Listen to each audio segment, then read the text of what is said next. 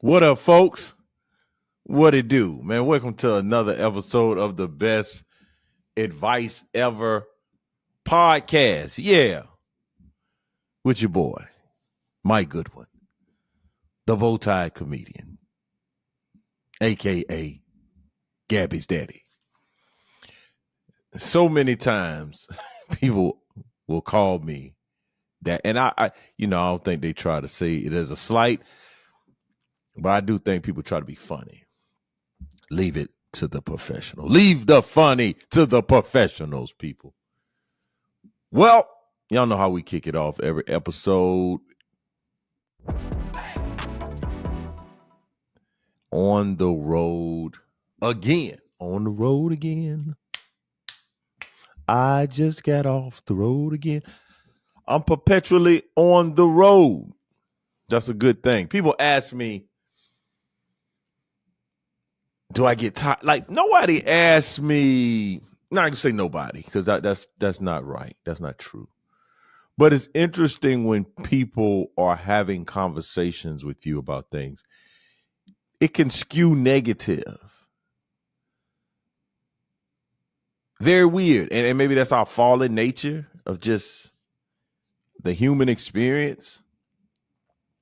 Here's the example. Someone will say, hey, man, how's the tour going? And I don't think anybody's ever coming from a place of malice.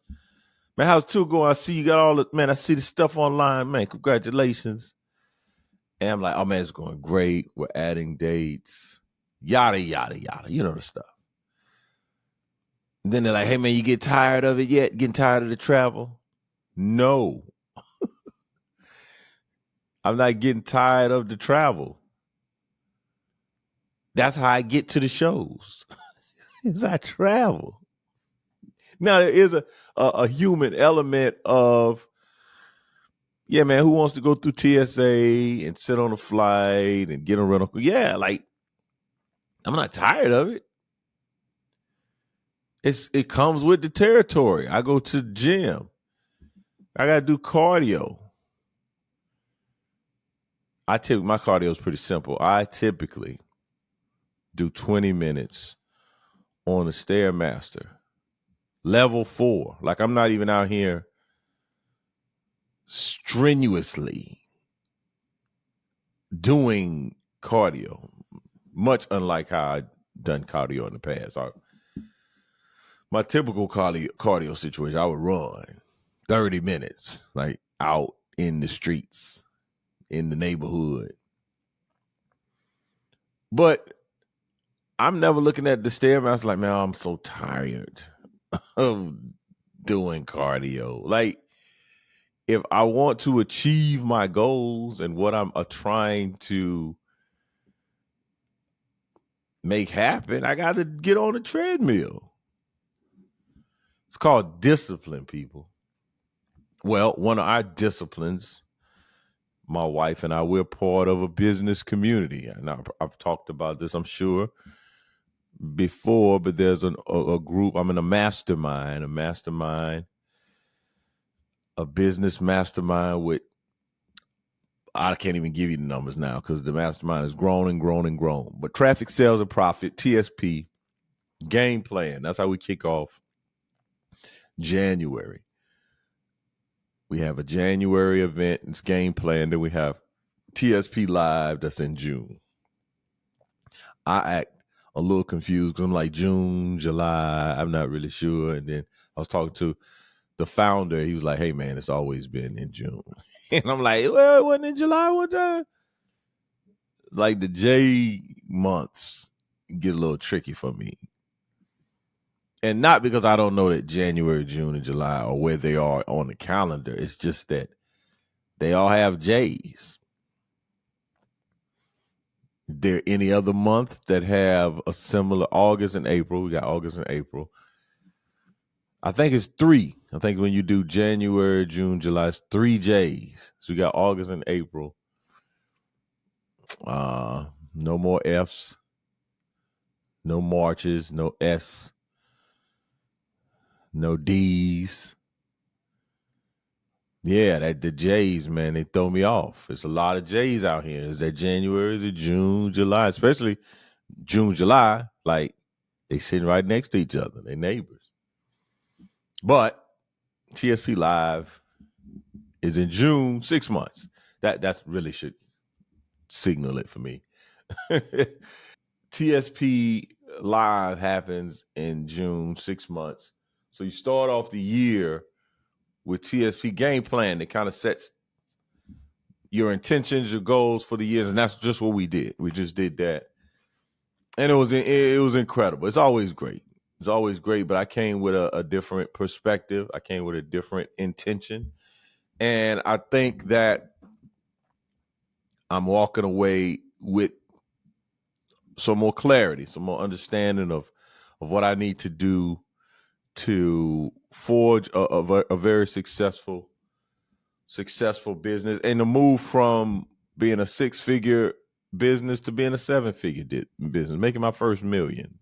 That's kind of where we're looking at. That's the next 5 years, getting that $1 million down, right? But this year we had different speakers. We had Percy Miller, known to many people as Master P. Don Peebles, one of the first Black real estate developers. Incredible conversation. Dr. Boyce Watkins, my wife, Rosalind Goodwin, did a wonderful presentation on licensing products. Dr. Erica Jordan Thomas she did a great session on mastering CEO leadership, becoming the CEO everyone wants to work for and no employee wants to leave. Man, matter of fact, one of the podcast episodes, motivation in the future, is something I heard in that presentation. And I spoke on a panel, 6-figure success panel, was me and 2 other mastermind members, and we talked about the challenges that the 6-figure businesses are up against. And it was great. I have my business philosophies and things that I have experienced on my journey, and I think it was very well received, and I'm excited about these next 6 months, especially this month. I've even, got a little better clarity around just my content. I was just watching something that I shot for YouTube, and it was a reminder for me, like I need to, as much as I'm growing my business and getting leads and marketing and getting traffic and making sales and making high ticket offers and low ticket offers and considering doing challenges and webinars, all the things, right? I have to make sure that my content on stage is bulletproof, that I'm showing up with great material. When I get on that stage for that hour, that 45 minutes to an hour that I'm spending with an audience, I want them to walk away like, man, that was outstanding, dynamic, dynamite, all the things. And so I've made a recommitment. I mean, I'm committed, but really getting back to the basics. My word for the year last year was resurgence, and now this year's is action. And I think that the steps that I'll be taking, the actions that I will be implementing, will have me moving in the direction that I desire to for my business. So without further ado, let's get to it. Let's get to the best advice ever. It was something I heard at the conference, something that resonated with me in probably a way that I didn't feel very good about. I kind of struggled when this question was posed. And so I said, man, this would be great to talk about on the podcast and to give as one of the best advice ever suggestions or insights. So what happened at the conference, Lamar Tyler, who is the CEO and founder of Traffic Sales and Profit, he was doing a presentation, and in the presentation, he said, list out, your top five accomplishments, successes for 2023. And I struggled. I had a very difficult time. I really, I put down, like, kicked off the Big Dad Energy Tour. That was one. And then I kind of was thinking, I was like, what else I do? 2023. I was on the Today Show. That was number 2. I was like, felt good about that. Struggled a little bit trying to figure out. And then I was like, ooh, I grew my social media following. And I just felt like, I have to do a better job of celebrating, not only celebrating, but so this is what the best advice ever. Document and celebrate your wins. So I need to do a better job of documenting. Clearly, I've done a number of things that would qualify to make that list. I lost 20 pounds. That I couldn't think of that in the time, but I was probably more business oriented. What happened in my business that I felt like, oh man, that's a great accomplishment. That's something that I feel proud about. Whether how many, I think we've hit a number of downloads. I don't think it's the types of numbers where people come a knocking, but there's been some consistency in that. So I would encourage you, as I am encouraging myself, to make sure that as we go through 2024, that you're documenting your wins and that you celebrate them, that you toast yourself, you give yourself by that bag that you've been looking at for a few weeks. Go to that restaurant, treat yourself, do things that will celebrate the wins. What we've learned, and I've learned specifically in my life, is the journey. It's very seldom the destination.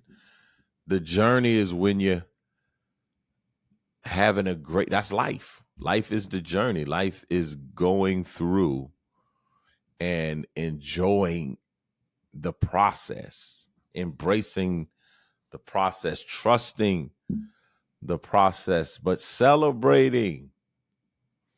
I'm a big sports fan, man. Big sports fan. My whole family. We really enjoy sports. And again, I'm a South Carolina Gamecock.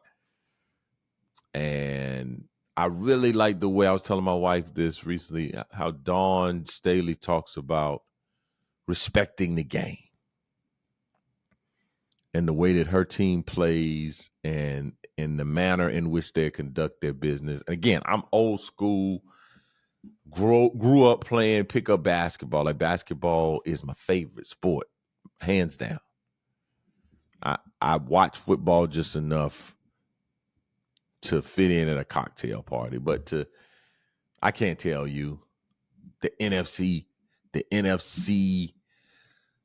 leader in rushing. I can't tell you who's leading passing. I can tell you who's in the Super Bowl. I can possibly tell you their coaches. I don't know who coaches. San Francisco, Shanahan sounds kind of right. I know my man Andy Reid coaches the Chiefs. I know that. I got Mahomes and Travis Kelce. The little dude running back, I think his name is like something like Pocahontas. I don't, you know what I'm saying? Panache, Poncier. I don't, I know it's something with a P. I suspect. I can't tell you the offensive line leader. Can't tell you the center. I can't tell you the coaches. About that ball, man, that basketball, and specifically probably college. more than the NBA. I really haven't been dialed into the NBA recently, and not because they're scoring 200 points a game or any of those reasons. I just haven't been pulled and has been you have used that to kind of decompress. I'm looking at probably a little bit more on Netflix and some of my streaming services, right? But the point I was making is that I respect how Dawn Staley teams play. They hit a big shot. You know what I'm saying? They do the little arrow shoot. I respect people pointing at the ice in their vein or a little subtle celebration, but you don't have to. Every point you make, you got to do some kind of thing. Man, let's get back on defense. If you just score on a regular point, just get back on defense. You hit a layup, make your layup and get back on defense. That's the elk I'm out of. And I'll talk trash. I'll talk a little trash. I'll get it. I'll get animated. I get a little. I'm a little. I turn the page on some rah-rah type stuff, but in general, I keep it pretty mellow, man. I keep it pretty professional. And I think that in the context of business, man, have your moments. Enjoy the wins, man. Not the win, not layup. Like if you hit a layup, that's fine, but let's enjoy it in the locker room. Once you secured the win, once I secure the win, once I get back to the room, once I, have a couple of day getaway, whatever the case may be, after a show. I mean, I'm doing these matinee situations now, so I can have, I'm going to be in Kansas City, and the club asked that I want to feature for the headliner for the night shows. There was probably 7 and a 9, and I'm like, nah. I'm gonna do my show. I'm gonna get my stuff together. I'm gonna go have a great meal. Go enjoy my evening. There might be some games on later that night. I'm not gonna go work, then work. I'm gonna enjoy that night. Then I'm gonna go get a good night's rest. Then I'm headed back to the airport, right? And that's how I would encourage you to do. And as it relates to your business, man, celebrate your wins. Document them. Have them somewhere where you can go back and look at them. Don't look at them at the end of the year. Let them be the wind beneath your sails, the wind beneath your wings to help you get to the next stage of business. And that's the best advice ever. The Mind the Mic is the next segment. I typically, this stuff I've been thinking about. I just, like I was just saying, I'm a big sports fan. I drove my office from my house. I would suspect it's no more than 10 minutes. It's about a 10-minute drive. Normal circumstance. Now, if you leave when folks are going to school, or it's a Saturday and people on the side of town, or it's Christmas time, something like that, it may take a little longer. But typically, I can get from my house to the office somewhere between 7 to 10 minutes, right? So I turn on the radio. This is why I'm so aggravated with sports now. My radio set on the sports radio station in town. It's the home of the Gamecocks. What they advertise themselves as.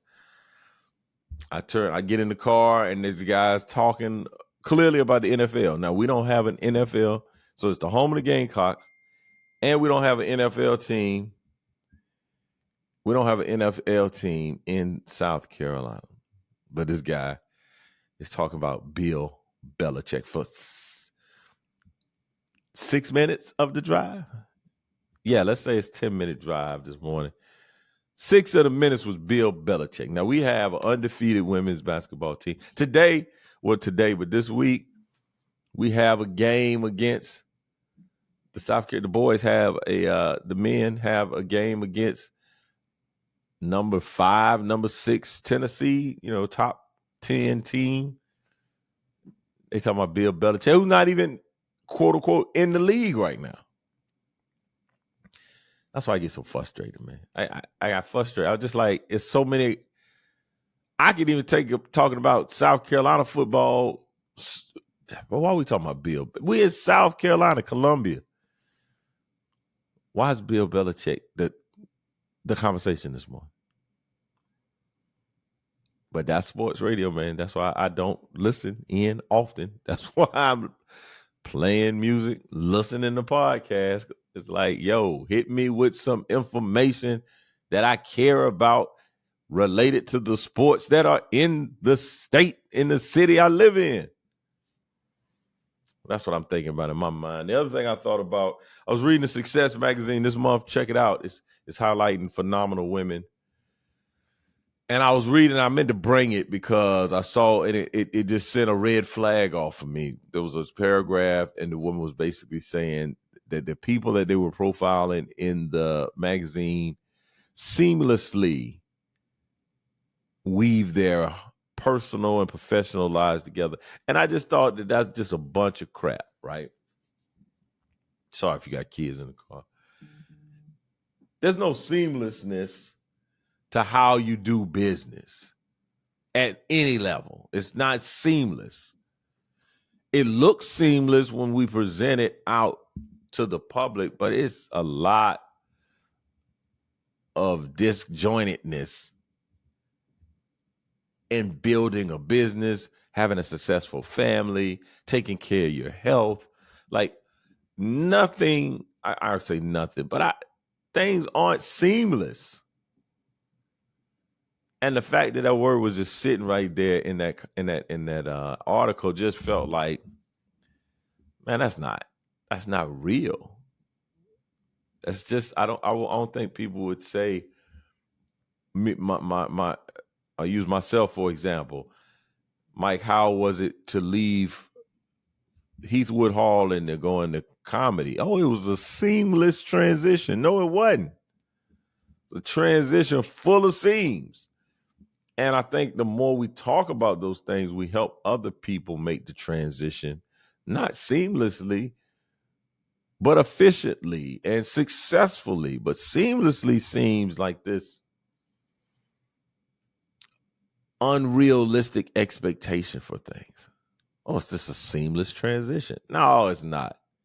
That jump was hard, very difficult. There were certain days I didn't know if I was going to make it, right? I think that's the stuff that people want to hear as it relates to success. They don't want to hear, oh, this is seamless. The way that my wife and I integrate our family and our business is seamless. No, it's not. It's a hot mess. We make it work, right? So that's something that I had on my mind. And last but not least, what you're not going to do. What you're not going to do is not let people know I'm coming to Kansas City, babe. I'm coming on this upcoming Saturday, Big Dad Energy Tour, Kansas City, Funny Bone. Have your face in the place. What you're not going to do, I'm seeing this now. We're posting online, like the calendar, and people are like, when are you coming to Raleigh, North Carolina? I was just in Raleigh in November. Hey, when are you coming to Columbia? I was just in Columbia in November. Where were you? Hey, when are you coming to Charlotte? I was just in Charlotte in September. But I'm not angry. I'm not upset. But what you're not going to do is ask me for cities that I've been there. We done that. Like we going to these other cities. We're going to Richmond, Virginia Beach, Toledo, Marietta. Come on, people. Get with the program.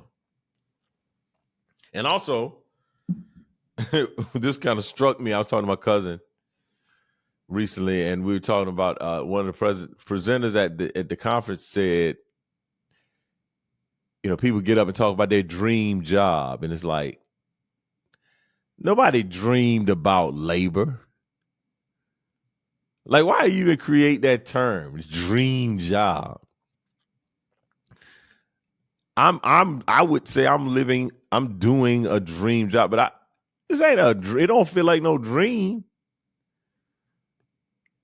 Dream job, a labor. Nobody's visualizing, nobody's falling asleep with the idea of, oh my goodness, I'm gonna work until my last days. My buddy was talking about, my cousin was talking about at his job, you see people and they'll be like, hey man, how you doing? I'm living the dream. This is another day in paradise.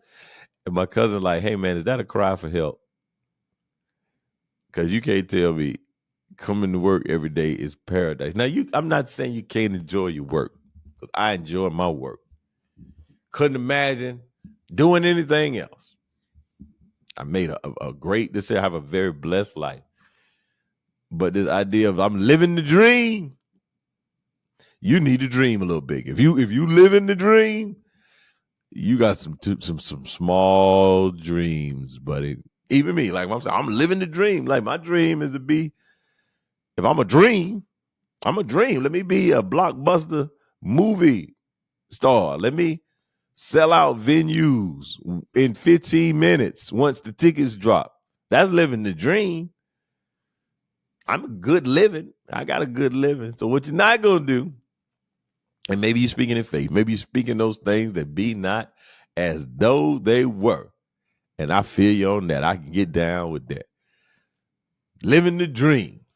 Well, I'm living the dream, finishing podcast episodes with you that you can enjoy. And I thank you for tuning in to another episode of the Best Advice Ever podcast. It's your boy. You know, we're going to do this again next week. Same bat channel, same back base. You could have been anywhere in the world, but you're here with me. And you know what? I appreciate that. I'll see y'all next time. Peace.